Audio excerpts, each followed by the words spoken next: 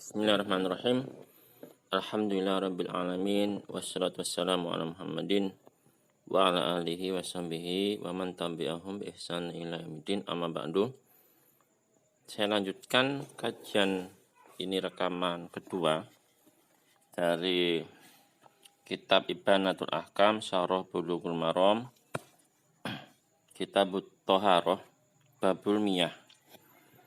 Setelah kita membahas hadis pertama yang disampaikan oleh Al-Hafidh Ibnu Hajar Al-Asqalani rahimahullah ta'ala, dan juga dijelaskan oleh Syekh Abi Abdullah Abdus Salam Alusi dan rekannya rahimahumullah ta'ala,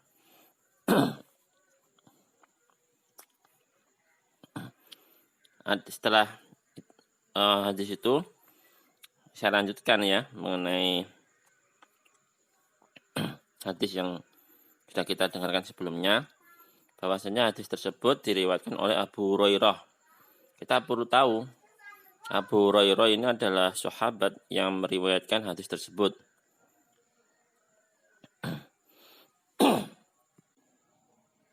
Abu Hurairah itu adalah nama kunyah yang diberikan oleh Nabi Muhammad SAW, karena Rasulullah SAW pernah melihat Abu Hurairah bermain atau sangat sayang dengan kucing, ya, sehingga dia namanya akhirnya menjadi Abu Hurairah, bapaknya kucing. Nama aslinya adalah Abdurrahman bin Sokhra Al-Yamani Ad-Dausi, ya. Masuk Islam pada tahun keempat Hijriah dan masuk Islam pada tahun ke-7 Hijriah, dan beliau meriwayatkan sebanyak 5.374 hadis, dan termasuk sahabat yang paling banyak, termasuk sahabat yang banyak meriwayatkan hadis. Meninggal pada tahun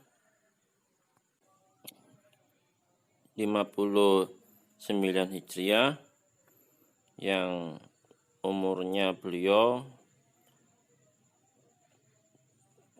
78 tahun, dan dikuburkan di Madinah.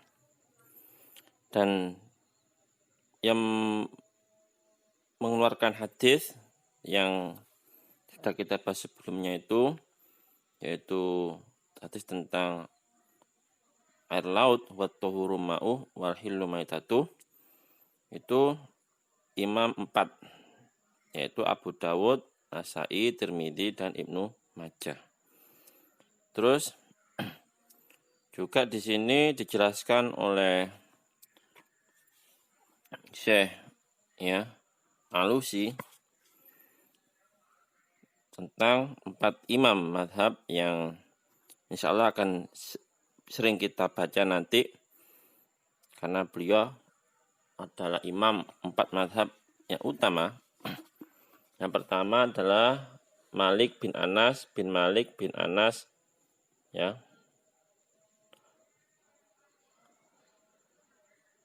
Al-Asbahi, kunyah beliau Abu Abdullah Al-Madani, ya, merupakan imam yang bermukim di Madinah, ya, dan beliau merupakan guru dari Imam Asy-Syafi'i, yaitu dengan Imam Asy-Syafi'i itu nama lengkapnya Abu Abdullah Muhammad bin Idris bin Al-Abbas bin Utsman Al-Qurashi, ya, Al-Muttalibi Al-Hijazi Al-Makki, yang mana beliau nyambung kepada Rasulullah SAW pada jalur Abdi Manaf, ya. Sekarang kita lanjutkan hadis kedua dari masalah bersuci ini. Wa an Abi Sa'id Al-Khudri radhiyallahu anhu, dari Abu Sa'id Al-Khudri semoga Allah meridhoinya, qala berkata. Jadi dalam riwayat hadis itu ada sahabat mesti yang disampaikan ya. Lalu perkataannya Rasulullah SAW. Itu kalau hadis itu tentang ucapannya Rasulullah SAW. Kalau misalnya tindakan beliau atau berita tentang beliau, maka tetap sumbernya dari sahabat, belakangnya kalimat berita, bukan kutipan. Kalau ada qala Rasulullah SAW berarti ini kutipan dari perkataan Rasulullah SAW. Innal ma'a tohurun, sungguhnya air itu suci dan mensucikan. Jadi air itu di hadis pertama disebutkan adalah air laut. Nah, di sini hadis ini menunjukkan air.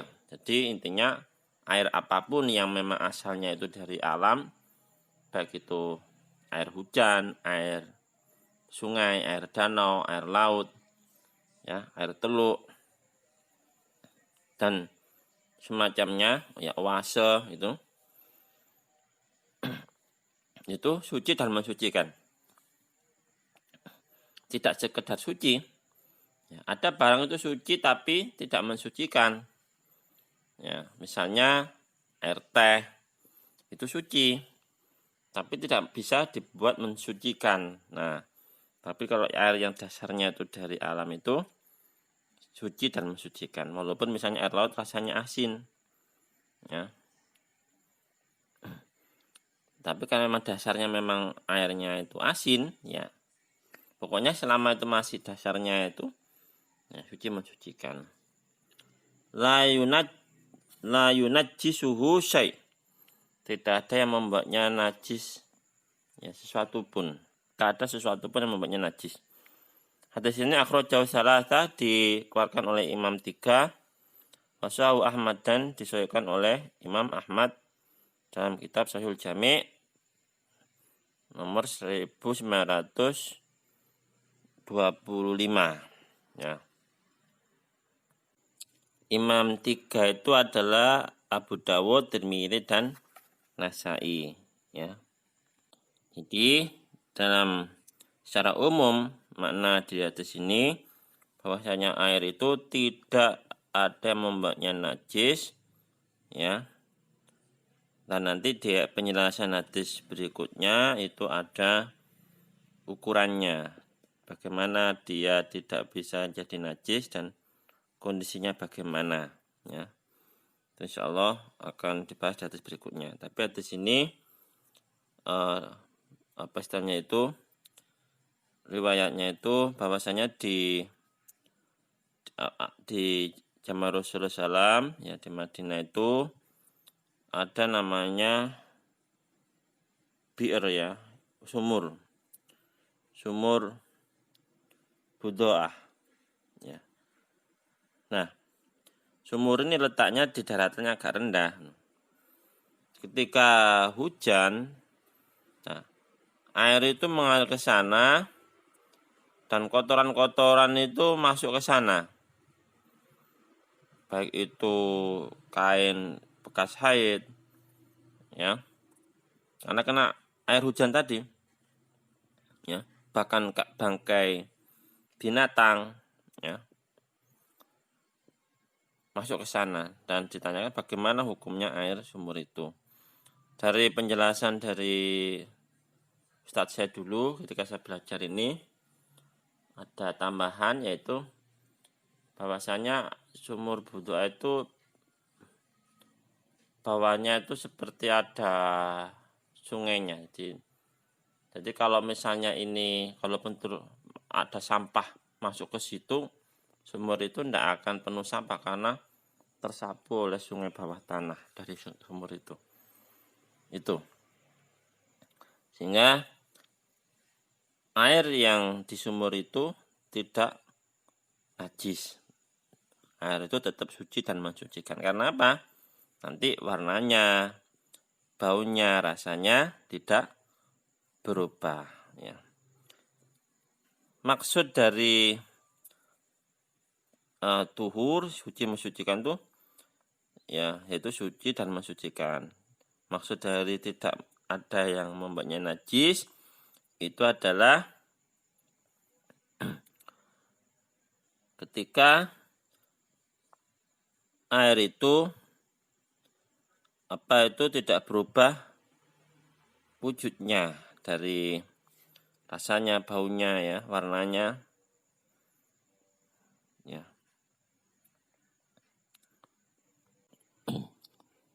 Riwayat dari hadis ini adalah sahabat namanya Abu Sa'id Al-Khudri. Nama lengkapnya itu Sa'id bin Malik bin Sinan Al-Khudri, ya.